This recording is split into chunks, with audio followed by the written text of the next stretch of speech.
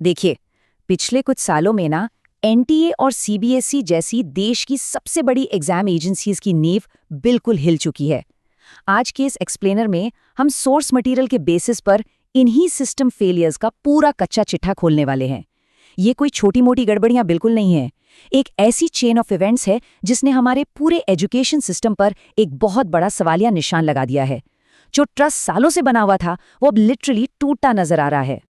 लेकिन इस पूरे घटनाक्रम में आगे बढ़ने से पहले एक बहुत ही बेसिक सवाल उठना लाजमी है। क्या अपना इतना टाइम और एनर्जी लगाने के बाद एक आम स्टूडेंट को सच में फेयर रिजल्ट मिल रहा है? क्या हमारे ये ट्रेडिशनल कॉम्पिटिटिव एग्जाम्स आज भी मेरिट को जज करने का सही तरीका रह गए हैं?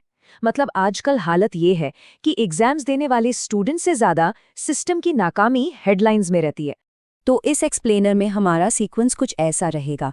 पहला, एग्जाम्स और स्टूडेंट स्ट्रगल। दूसरा, नीट स्कैम्स का टाइमलाइन। तीसरा, 2024 की हिस्टोरिक कंट्रोवर्सी। चौथा, सीबीएसई और एआई मार्किंग। पांचवां, सिस्टम फेलियर और अकाउंटेबिलिटी। और आखिर में फ्यूचर, जहां हम डिग्रीज वर्सेस स्किल्स की बात करेंगे। तो चलिए शुरू करते हैं सेक्शन 1 से, एग्जाम्स और स्टूडेंट स्ट्रगल। सोर्स मटेरियल एक ऐसी कड़ी असलियत दिखाता है जो किसी को भी परेशान कर दे। सोचिए, दिन के 12 से 15 घंटे लाइब्रेरी में बैठ के पढ़ना, और वो भी सिर्फ उन परीक्षा एजेंसीज के भरोसे जिन पर बच्चों का पूरा भविष्य टिका है। एक स्टूडेंट अपनी लाइफ के सबसे प्राइम ईयर्स किताबों में निकाल देता है। ये मेहनत और ट्रस्ट का एक बहुत बड़ा इन्वेस्टमेंट है, जिसके एंड में अक्सर उन्हें एक टूटे हुए सिस्टम को फेस करना पड़ता है। और एग्जैक्टली यही वजह है कि सोर्स मटेरियल इन घटनाओं को स्कैम का नाम देता है। देखिए, ये कोई नॉर्मल करप्शन या सिर्फ पैसे का हेरफेर नहीं है। ये उन मेहनती स्टूडेंट्स के ट्रस्ट, उनके टाइम और उनकी जी तोड़ मेहनत के साथ किया गया एक बहुत बड़ा विश्वासघात है। जब एक एग्जाम फेल होता है ना, तो सिर्फ पेपर रद्द नहीं होता, लाखों परिवारों की उम्मीदें टूट जाती हैं। अब आते हैं सेक्शन 2 पर, टाइमलाइन ऑफ नीट स्कैम्स। देखते हैं ये प्रॉब्लम साल दर साल कैसे बढ़ी है। डेटा में एक लगातार बढ़ता हुआ और काफी डिस्टर्बिंग पैटर्न है। शुरुआत होती है 2020 में, जब तमिलनाडु में प्रॉक्सी कैंडिडेट्स पकड़े गए। बिचौलियों ने इसके लिए 20 से 25 लाख रुपए तक वसूल किए। फिर 2021 आया, जहां व्हाट्सएप और ब्लूटूथ के थ्रू पेपर्स लीक हुए। एक आम बच्चा लाइब्रेरी में घिस रहा है और बाहर पेपर फोन पर फॉरवर्ड हो रहा है।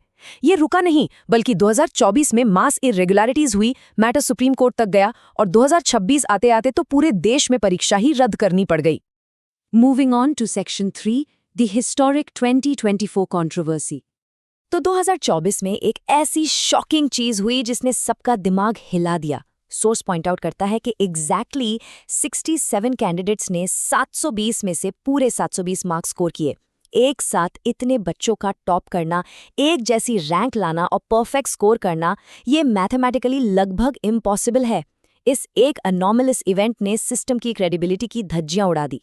पर कहानी यहाँ खत्म नहीं होती। उससे भी अजीब बात तब हुई जब कुछ बच्चों को 718 और 719 मार्क्स दे दिए गए।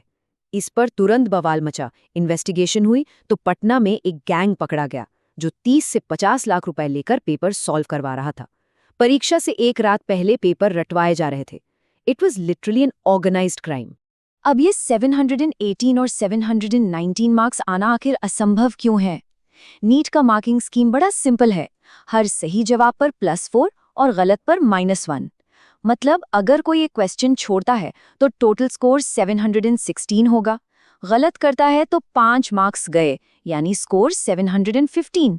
इस स्ट्रिक्ट मैथ के हिसाब से 718 या 719 आना मैथमेटिकली इम्पॉसिबल है।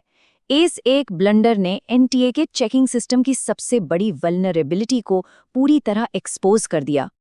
अब बढ़ते हैं सेक्शन 4 की तरफ, सीबीएसई और एआई मार्किंग। पेपर लीक से हटकर अब टेक्निक की बात करते हैं।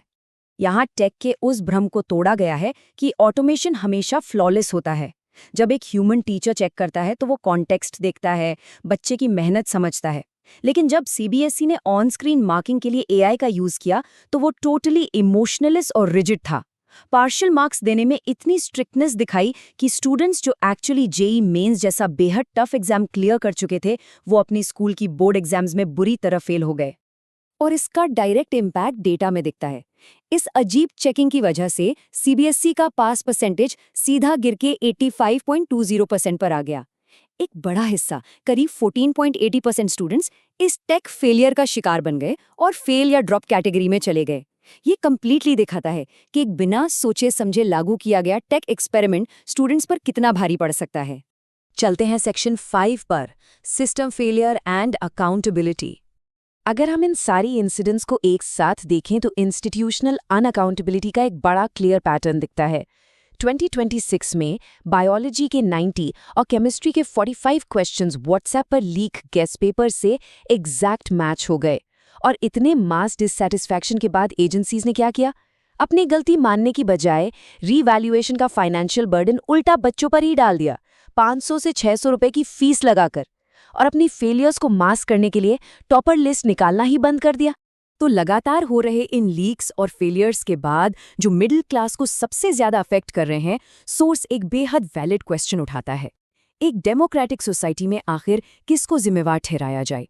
जब मेहनत करने वालों के सपने हर रोज टूट रहे हैं, तो इन सब में अकाउंटेबिलिटी बनती किसकी है?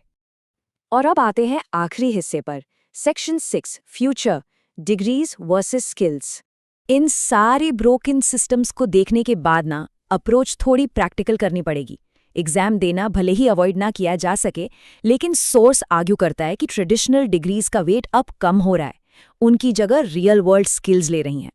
एआई में कंटेंट क्रिएशन आना, एडवांस्ड कम्युनिकेशन और नई टेक के साथ खुद को जल्दी अडैप्ट करना, आज के टाइम में ये मॉडर्न स्किल्स किसी पारंपरिक डिग्री से कहीं ज्यादा मैटर करती हैं।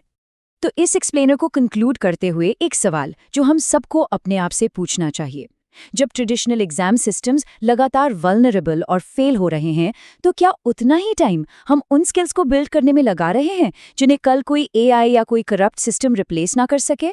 फ्यूचर उनका है जो अपस्किल करते हैं और अडेप्ट करते हैं, सिर्फ उनका नहीं जो केवल मार्क्स लाते हैं। ये सच में एक डीप सोचने वाली बात है।